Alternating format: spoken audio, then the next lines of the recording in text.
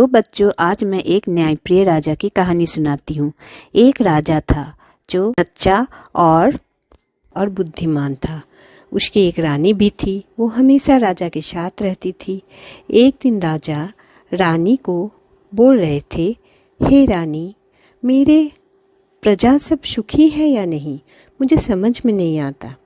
ऐसे ही दोनों बात कर रहे थे, तभी एक सिपाही आके महाराज को बोले, महाराज की जय हो, महाराज की जय हो। क्या हुआ सिपाही? महाराज, 2 औरतें आई हैं जो अपना फरियाद सुनाना चाहती है आपको। मैंने बहुत मना किया, लेकिन फिर भी वो नहीं सुन रही है, आपसे मिलना चाहती है।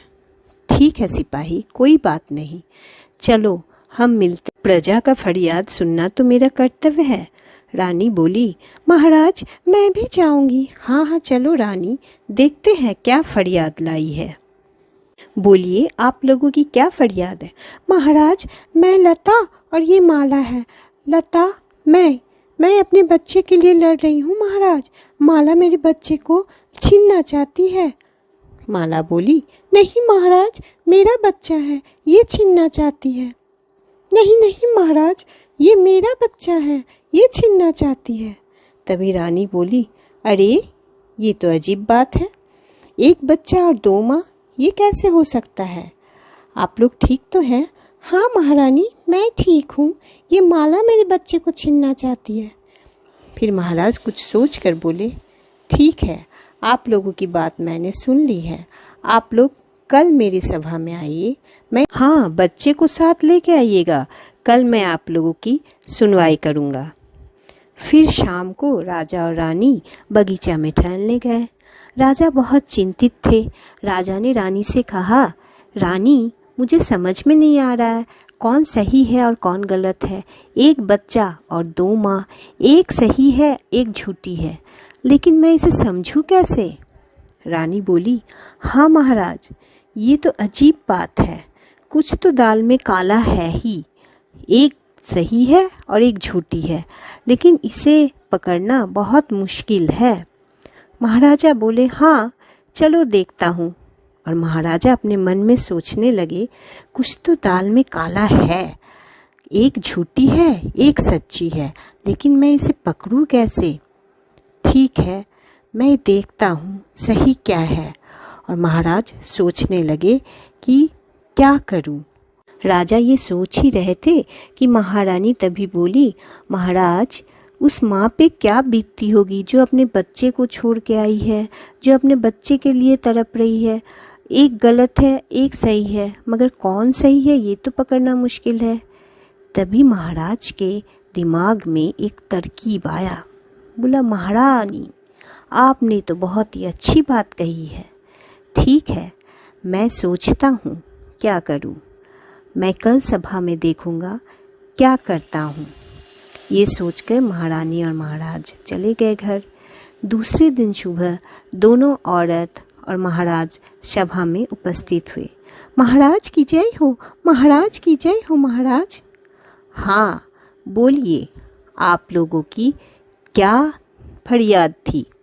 महाराज, ये मेरा बच्चा है, ये मैं इसकी माँ हूँ, और ये बोल रही है लता कि मैं इसकी माँ हूँ।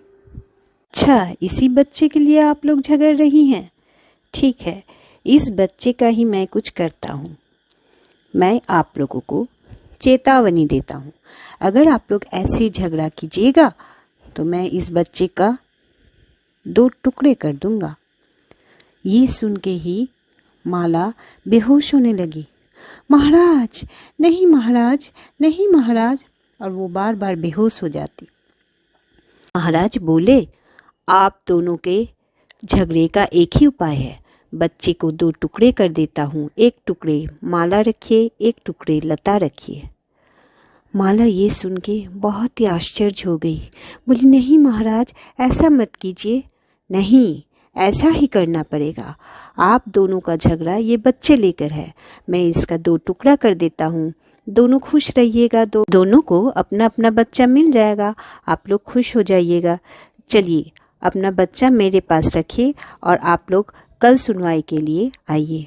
माला बोली, महाराज, महाराज की जय हो महाराज। क्या हुआ, बोलिए क्या बात है। महाराज मुझे माफ़ कर दीजिए महाराज, मैं माफ़ी चाहती हूँ, मुझे मेरा बच्चा नहीं चाहिए, आप लता को ही दे दीजिए महाराज, मुझे मेरा बच्चा नहीं चाहिए, आप लता को ही दे दीजिए। मैं नहीं चाहती कि मेरा बेटा मर जाए, मेरे बेटे का 2 टुकड़े हो जाए, ये मैं नहीं चाहती महाराज, मुझे माफ़ कर दीजिए महाराज, अब मैं कभी अपने बच्चे का मुँह तक नहीं देखूंगी। राजा बोले, अब आप लोगों में ये झगड़ा हो गया है और सभा में ये फरियाद लेके आए हैं, तो मुझे तो कुछ करना ही पड़ेगा, इसलिए आप लोग जाइए और कल आइए, मैं इस बच्चे का 2 टुकड़े करके आप दोनों को दे दूंगा। लता माला को देखकर वो भी नाटक करने लगी। माला रो रही है, मैं भी रो लूं थोड़ा। महाराज नहीं महाराज, बच्चे को मत मारिए महाराज, अब माला बोल रही है तो बच्चे को मुझे ही दे दीजिएगा। महाराज बोले, जाइए यहाँ से, मैंने कह दिया ना, मेरी आज्ञा है, आप लोग कल आइए, यहाँ मत रोइए दोनों। माला बोली, हाँ महाराज जा रही हूँ महाराज, लेकिन मुझे मेरा बच्चा नहीं चाहिए, दे दीजिए लता को। हे भगवान मेरे बच्चे की रक्षा करना, हे भगवान मेरे बच्चे की रक्षा करना। ये सुनकर रात के समय महाराज बैठे हुए थे और रानी भी बैठी हुई थी। महाराज ने रानी से कहा, महारानी ये तो अजीब बात है, ये कैसे हो सकता है, मैंने बच्चे को 2 टुकड़े कहने का बात किया, फिर भी वो दोनों मान गई, लेकिन माला बहुत रो रही थी। रानी बोली, महाराज माला रो रही है, मतलब माला ही वो उसकी माँ है, असली माँ है, और लता झूठी है। राजा बोले, हाँ मुझे भी लग रहा है। फिर दूसरे दिन सभा में राजा और लता और माला उपस्थित हुए। राजा बोले, आप लोगों के फरियाद का मैं उपाय ढूंढ लिया हूँ और ये बच्चा माला का है, लता आपका नहीं। लता बोली, महाराज ये कैसे हो सकता है, ये तो मेरा ही बच्चा है, ये तो झूठ बोल रही है, आप कैसे ये वाला उपाय किए महाराज, ये तो गलत है। महाराजा बोले, चुप रहिए आप, और सिपाही लता पकड़कर इसको कारागार में डाल दो, ये झूठी है, कोई भी माँ अपने बच्चे का 2 टुकड़ा होते हुए नहीं देख सकती है, और माला ही इस बच्चे के असली माँ है। ये तो गलत है महाराज, ये तो गलत है। गलत है, आपको अभी मैं सिखाता हूँ क्या गलत है और क्या सही है। सिपाही इसको पकड़ लिया जाए और जेल में बंद कर दो जब तक ये सच ना बोले। नहीं महाराज मुझे छोड़ दीजिए, और लता को पकड़ के ले गया।